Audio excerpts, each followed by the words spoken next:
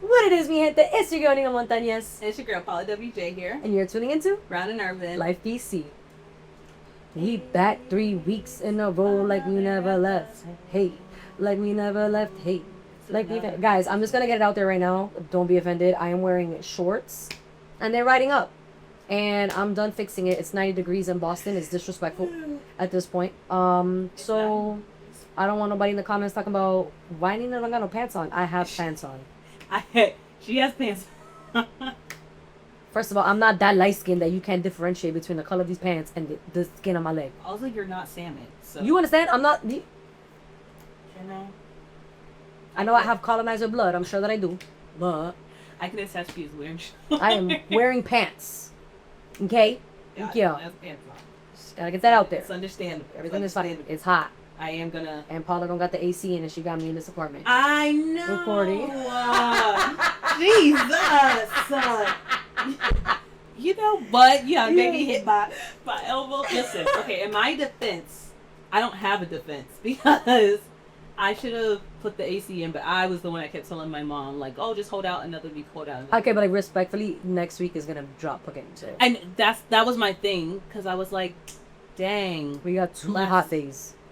And then it's going to go back. So I do want to put the ACs in by next Thursday, because I think it's going to go back to like 80 something. But that was my thing. I was like, oh, it's going to be in the 70s. I didn't know until somebody said, oh yeah, y'all at work. They're like, well, y'all are getting a heat, like a scorcher tomorrow. I said, excuse me? It's from London. How do you know this?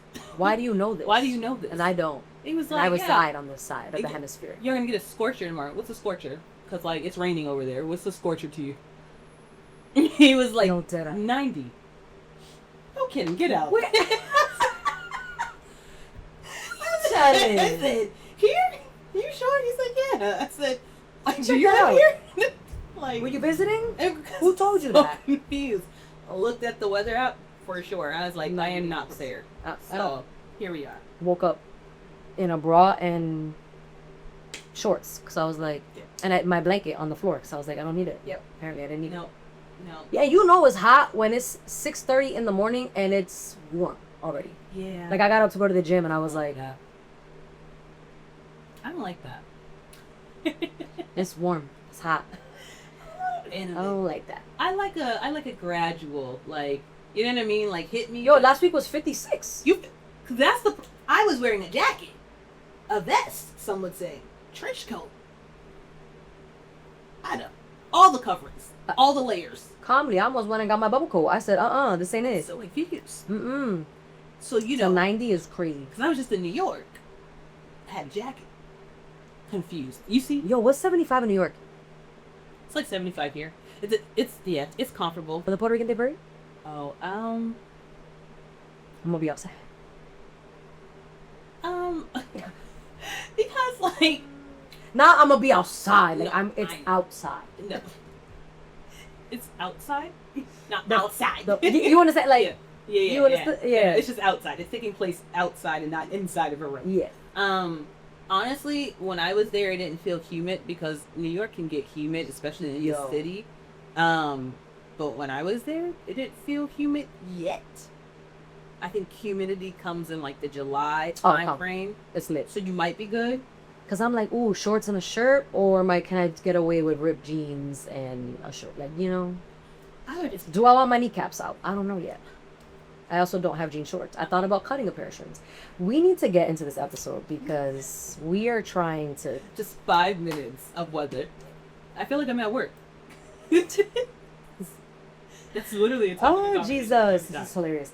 Cool beans. So we are going to jump into the topic, and Paula had a revelation in her shower chronicles this week. Oh, we're going with my topic? I didn't know we were going Yes. with my And she was talking about fear. Now, I'm going to pass it over to you because you had a nice little treat that you wrote down, that Siri wrote down for you while you was in the shower. Exciting. I basically, in the shower, was like, okay, Lord, well, what do you want us to talk about today? And one of the things that came up was You know, that sure would be a good question to ask him before we record.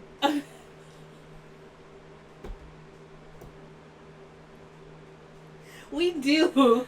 We do and we don't. And we don't. We do and we don't. No, I'm totally kidding. If something's like really, really, really like on my spirit, I'm like, oh God, you must want me to talk about that. Everything's fine. Yes. But yeah, go ahead. Sorry. Yeah. No. It's just my dog over there. Just like you blocked me looking. out. Yes, she did.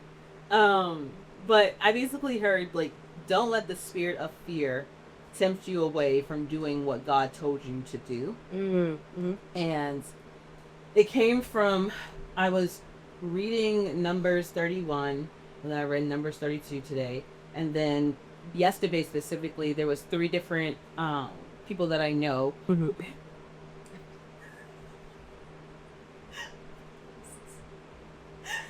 I just looked at your pants and I was like, yo, why are they at her nipple line? Right here? Like, why are they so high? They just read him.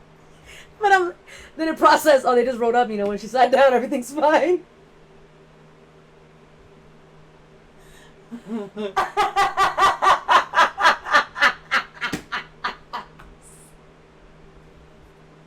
He can't breathe, bro. Oh my God. First off, now, just for the sake of it. No, that's fantastic. That's hilarious. Actually, I'm crying. Sorry, go ahead. First off, the nipple line was actually crazy because they were at best below the belly button. At most. Yo, They were. it just made your torso look this big and it looks funny to me. I'm also like leaning into. Let me sit up. I didn't know we had. Sit up. They realized fashion police was yesterday. They realized they clocked in. You know everything. Lord. With your salmon pants. Yo, I'm done. Everything's fine. Okay. Where was? The revelation in the shower. If you ask the Lord. That's the beginning. Oh, okay. I think That's where I stopped listening.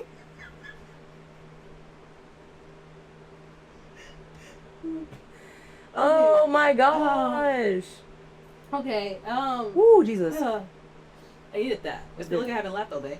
Yo, facts. Facts. Facts. Facts. Like I haven't had a hearty laugh all day. Yo, respectfully, I haven't had one all week. That's mad sad. That sounds bad sad.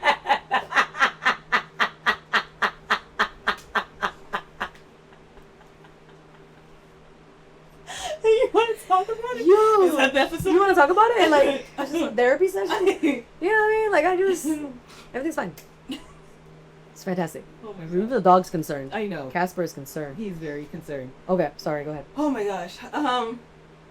Okay, well, all I was going to say is after hearing 3 different women yesterday basically talk about different aspects, not necessarily about, actually, no, a little bit about, it was a little bit about fear. You know, one talked about the story in Joshua, and, the changing of going from being in the wilderness to going into the promised land. Yeah. One person was talking about, their fear of change as it related to relationships, and then another person talked about the fear of moving from something new. And so I felt like yesterday, as I was reading, well, first after I was listening, I think I listened to the last person's voice notes, and I was like, I haven't been in my word all day.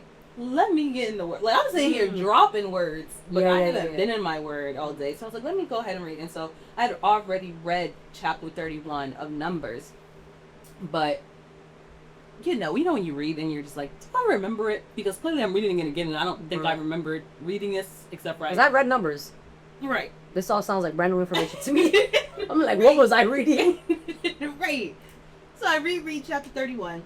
And sometimes I do these wind down with Jesus like videos for my some of my church friends. WHINE, wind down. Yes. Not WINE, drink wine. Yes.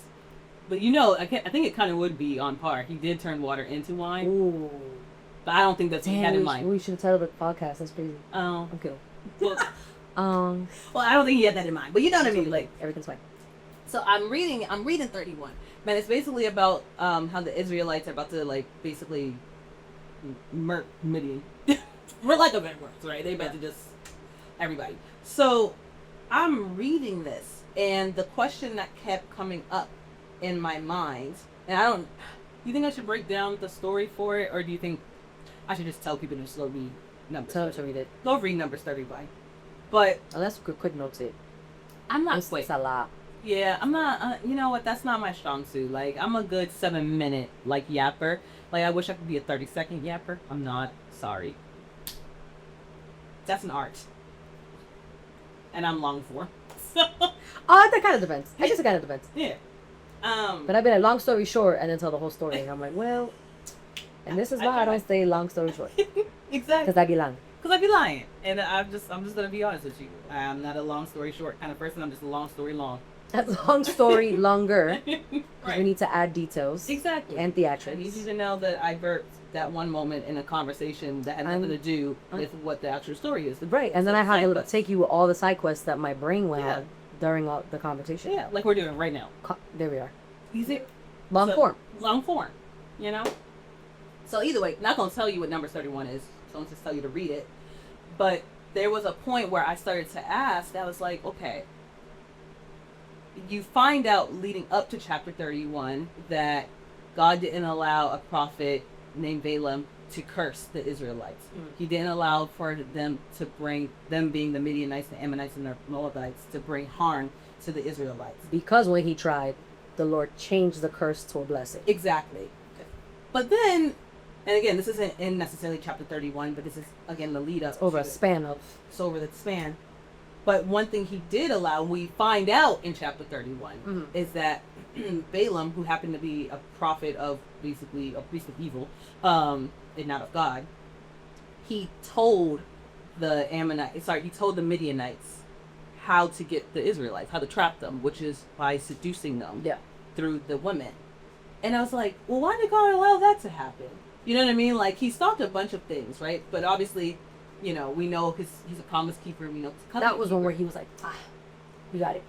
And I recognize it as, you know, this is they've already been in the wilderness for years now at this point, and they've been getting winds now, and we know that the Lord was stripping them of the bondage that they kept running back to when they left Egypt, right? Because we know when they first left, they were like, I don't want to do this. Send me I'm home. tired of this, Grandpa. Well, that's too dang bad. Like literally, we know from the beginning of them going into the wilderness. Yeah. Like, I don't want to go back. I remember this. We would have been better off being slaves. Like, huh? What? That doesn't even make no sense. Right? And then we know that that once they kind of got used to the idea of not being slaves anymore, and then they were like, well, we could be better than Moses. Bless you. Thank you. And then they died. And then there was all this other disease that came because then they got the golden calf. There was a lot of stuff that they basically kept running back to. Too much. So you would think by the time they got to this point, that they would have been like, we locked in. We here. You know, and then they said, you know what we're going to do? Send the women. And they being a few of the men basically were like, yeah, we're going to do that. And then they ended up dying. But before they died, they brought disease to the camp. You feel me? So all of this is happening. So you get to chapter 31, and you're like, Balaam ends up dying, along with all the kings of Midian, the 5 kings of Midian, along with a bunch of to clean it out. But I kept asking, like, why allow the temptation to happen? And I'm like, oh, it was a test, right? Because they were so close now to getting to the promised land. You can't bring everything that you had before to this next place. And I think sometimes that can be very scary. Yeah. Of the thing when you're moving to the next place, right? Because you find comfort in the things that you know. Yeah, letting go of the thing that you're tethered to, especially when, that comfort piece. So that's tough because it's like, okay, well, who am I if I don't hang out with this group of people? Who am I if I am not drinking or I'm not smoking. Yeah. Who am I if I am proclaiming Jesus Christ as my Lord and Savior? Who will people think I am? Mm-hmm. And it's that scary piece of, okay, well, if I'm hearing from the Lord and this is what I need to do next, and then it's like, yeah, your steps are ordered, but he's not giving you step-by-step instructions. He gives you a statement, one line, do it. And that's the scary part, because you're like, a podcast that I'm behind the scenes. What do you need? right, What do you need? new job, but didn't you give me this one? I'm confused. Can I ask for a better salary? Because you know what? Side quest, but not side quest. The spider? Facts. So, okay. What you just said, that point, right? That, like, can I ask?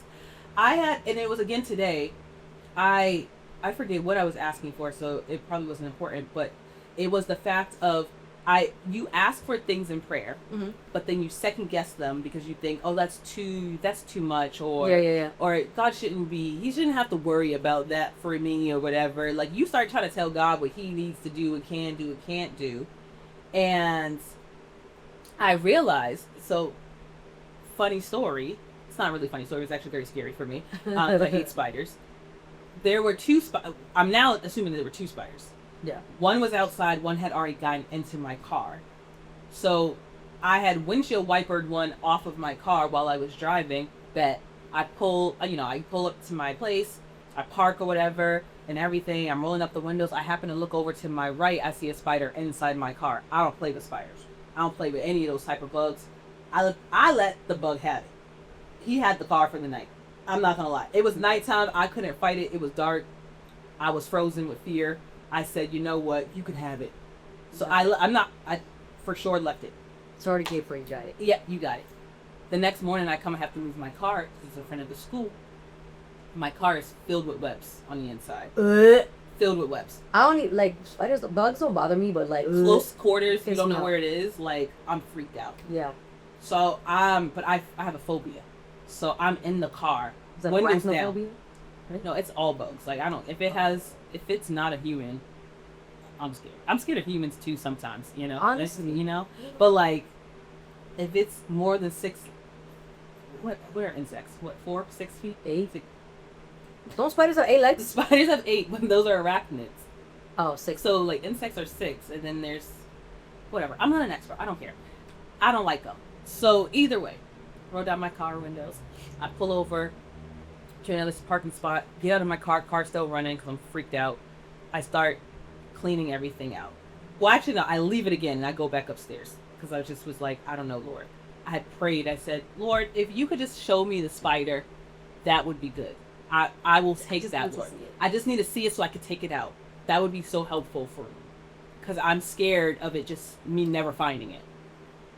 And then I immediately second guessed it and I said, you know what, Lord, but it's okay. You know what? You don't have to do that. I don't even know why I even asked for that. That's so stupid. Like, the Lord would ever just take the time out to give me a stupid spider. Whatever. I go down there, I clean out my car with peppermint oil. The spider pops out 10 minutes later.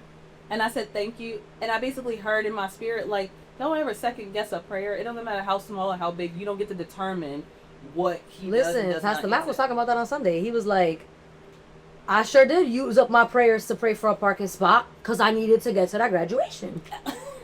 You feel me? And I got a parking spot. And remember the time I needed a smoothie and I didn't know I needed the smoothie? And I literally was like, I just need a smoothie. I didn't even know I was praying for a smoothie. I just was like, I just need a smoothie. I just need greens. I need fruit in my life. I'm sad without it. Could not, all day couldn't find a smoothie spot. Could not, because my schedule was so jam-packed. Yeah. I could not stop for one. I didn't want to order one or whatever. I had to go pick up food for my friend. I promise you this all ties together. Had to go pick up food for my friend. Usually I go a different way to get to her house. I decided to go the opposite way. Would you believe it? The same smoothie spot that I would have went to that was probably in Jamaica Plain was in Somerville. Standing right across from me. New. They just built it. Nice. Got a smoothie. I love it. And I literally was like, But that one moment, that happened months ago. Yeah. It flew out of my mind when I asked for God to show me the spider so I could get the spider out of my car. Totally forgot about it. Yeah. And I just was like, yo. I don't know. I kind of lost my thought, but I didn't because I think my point was. I think there's a fear in asking for what do we ask the Lord for? Do I trust it? Yeah, and do I trust that I can ask it? Do I trust that? I'm gonna pause because I have a thought, but I want you to go. Well, I think so. My thought is now in the dream realm, right? Like I texted you this morning and I was like, yo, I had this really weird dream. So the Lord has really been talking to me through dreams lately, and I'm not an interpreter. So this is one of those things where like I don't get on the internet and I don't there's just like certain things that I just don't share when the Lord is speaking something to me. There's some things that I'm like, oh, haha, funny, whatever. But so in terms of like fear, I had this dream last night where I was literally watching myself sleep, and it was very odd because I didn't feel fearful. Like when I woke up, normally when things happen, I wake up and I'm like, oh shoot. Yeah. But you weren't scared. I like in the dream, I was dreaming. So in the dream, I was dreaming. Inception. And literally, and what was happening was, I was going through sleep paralysis, and it wasn't my body went into REM sleep and my brain was still going, my body was shut down. No, this was I was under a demonic attack. That's what was happening, and I kept trying to call the name of Jesus. I was trying my hardest.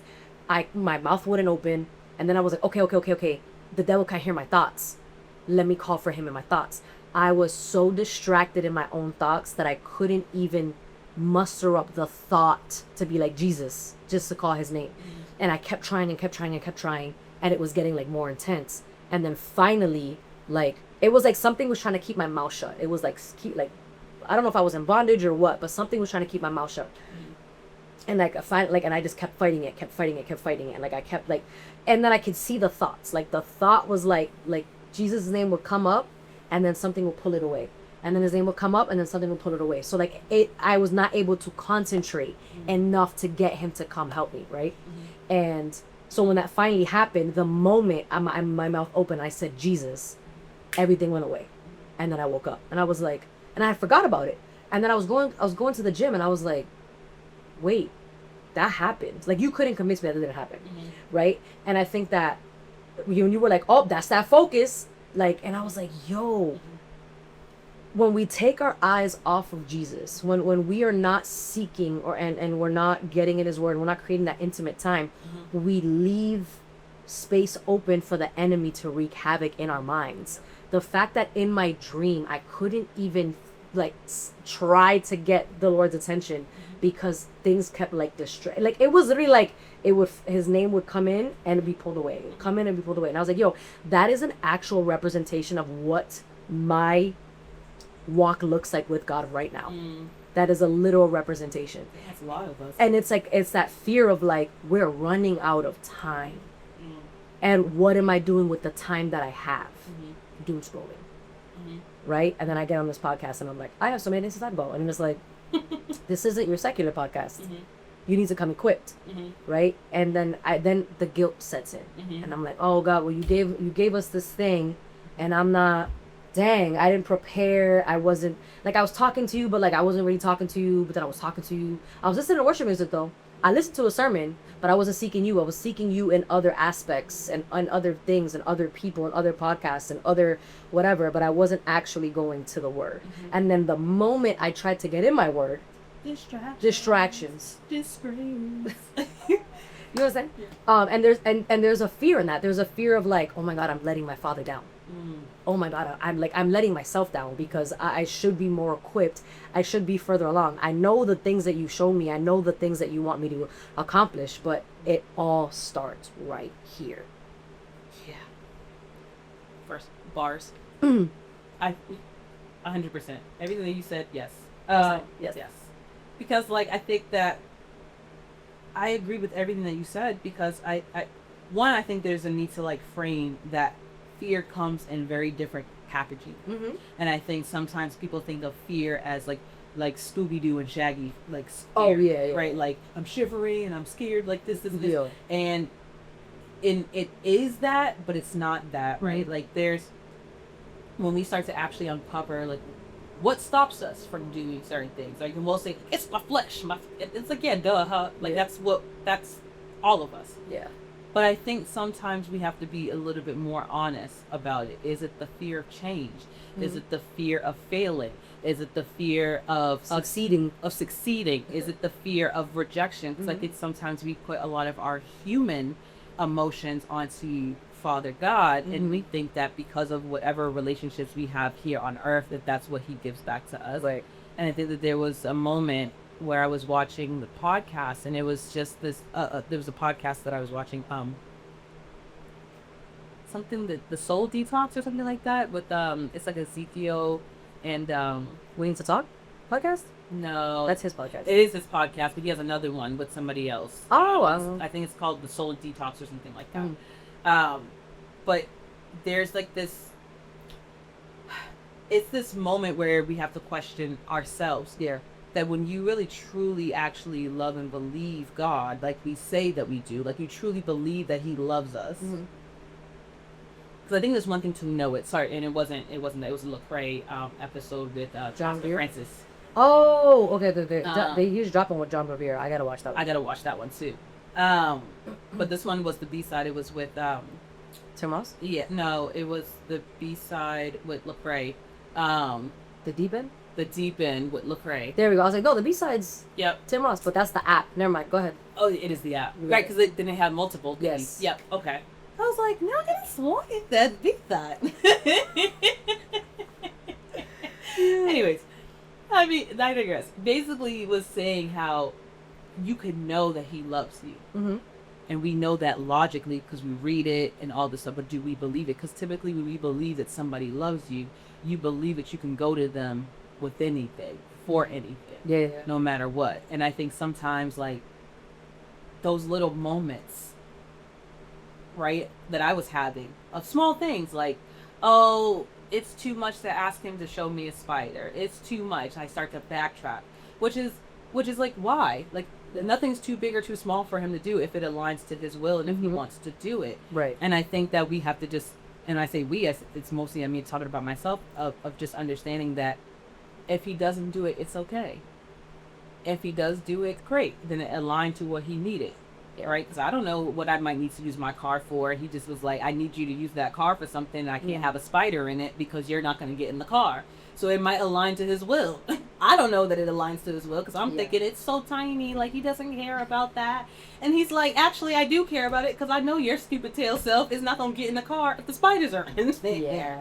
And I need you to get That's somewhere. a good father. You know? That's a good father. So I know we went on like a bunch of tangents or whatever, but I just would like what you were saying about people, like you just come to so many big packages, and like we got to be aware that it's not always going to be like I'm scared to take the next step because somebody's gonna watch this or listen to this and be like, well, I'm never scared to take the next step. You got it.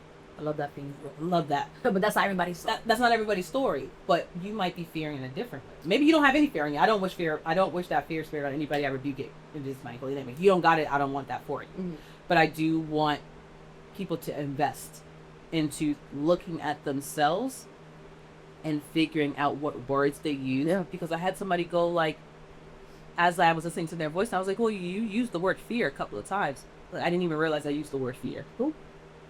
That's how sneaky it is. You know? So.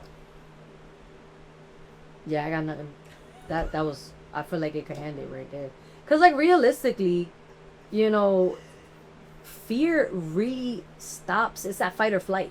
Mm-hmm. You're all in or you're not, right? And it's, again, did I say it? So my point earlier of, like, the Lord's just gonna give you, it's gonna be a word, or it's gonna be a this, or it's gonna be an inkling for something, and like now you just have to move. But because we're in this society of wanting all the details, and you have like Chat GPT that's like, I need this, and then it'll quite literally walk you through every single thing that needs to get done. But the Lord's not, he's not gonna do, he's not doing that for you. Like and then what do you do when he's silent? Facts. What do you do when he's silent? When you're like, oh, I know he told me to do this thing, but that's all he said. but I haven't heard from him in a while. And then it's like having to sit in that and be like, okay, well, in his silence, what is he trying to get me to realize? And that's that trust part, right? Because right in chapter 32 of Numbers, there's two of the tribes, I think it's Reuben and Gad, basically go to Moses and they're like, hey, we have the largest herds, the largest flocks. Like, we've already conquered these lands. Like, we already destroyed the people in these lands. So, like, can we just leave our flocks and herds here? And Moses at the time was like, "Hold up, y'all trying to get out of going to war, so you just gonna stay here while the rest of your brethren go across the Jordan and fight because they have the most to lose." Right. But the Reuben and Gad was like, they were like, no, you're not understanding us. We want to leave our women and our flocks because if we have to bring them, we're gonna be slow. We, however, believe in the goals and dreams and the word that our Lord and Savior told us. Yeah. We believe God. We know God is telling the truth. We are going to fight for our people. We are going to make sure that they get the promised land because we believe them and we want to make sure they get their inheritance. We're just asking for our inheritance now. Like, that's it. Like, we will go. We'll leave them here. We just don't care to bring them over with us because it's just a lot. Slow us down. So Moses goes like, oh, okay, cool. As long as you promise to make sure that you are here to fight with the Israelites, you're good. You're good to stay. Because you got to remember, Moses was the mouthpiece for God at this point. And so when you read it, you're like, okay, God doesn't stop it from happening. He lets it happen. Yeah. And they end up getting it. And so, you have to start to question, like, okay, well, why did he allow that to happen, right? Because they were supposed to all go to the promised land, right? Like, that's what I thought. But then I think it was the heart posture. Took the words right out of my mouth. That was the heart posture. The heart posture wasn't like, we're trying to get out of this or we don't want to do this. The heart posture was, if we have to bring all of this, we'll be carrying maybe too much. This doesn't say this in the Bible, so don't that's not a biblical thing. This is just the way my mind was working in terms of breaking it down. Yeah. Scripturally, of knowing that Moses said, yes, you all can have this contingent on this. Yes. But my mind was just kind of going like, all I can imagine is like, if I had to go fight something and I had the biggest herds and stocks and all the women and all this other stuff, I'd be like so worried about what's going to happen to this that I'd be distracted. So of course, me being who I am probably would go like, hey, is there a way for me to just leave my stuff here? Yeah. Right? So my heart posture is in the right place. But to your point about God knowing and seeing and being such a good father, fast forward, we know all the drama that ended up happening between the South and the North and the different Israelites. The Reubenites and the Gadites. Is that it? Gadites? Gary? I don't know what you called them. I'm nervous. Because like sometimes like the Midianites, because they're from Midian, so do you call them the Gadites? Gadites. The Gadites, right? Mm-hmm. Oh. Gadites. I don't know how else you'd say it. Gadites. Gadites. But either way, we know that later on, them choosing to stay where they were ended up not working out for them later on, in the generations.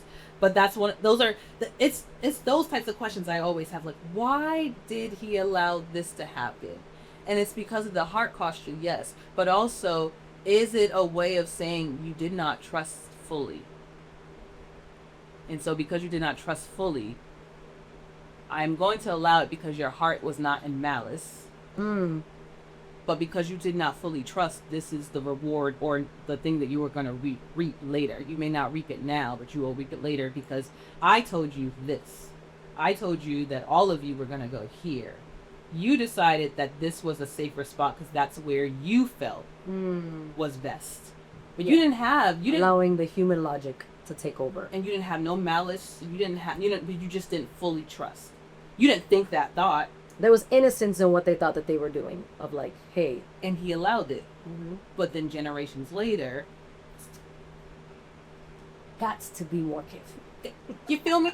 So, so that little spirit of fear, right? Like, I'm not saying that they had it, right? The Reubenites and the Gadites didn't have it necessarily. Like, if they had it, I think God would have, like, snatched it out of them. For sure. But I don't think they necessarily had that. But I think it was a moment of uncertainty or leaning too much into their own, like, I'm certain that this is going to be the right thing to Yeah. do, rather than just kind of having full trust in the Lord and just being like, He said this. Yeah, it may be 40 years later, but He said this. Yeah. Yeah, well, with all that being said, mi gente, I'm Nina Montañez. And I'm Paula WJ. Stay blessed. Stay not hot. Stay cool. Like the other side of the pillow.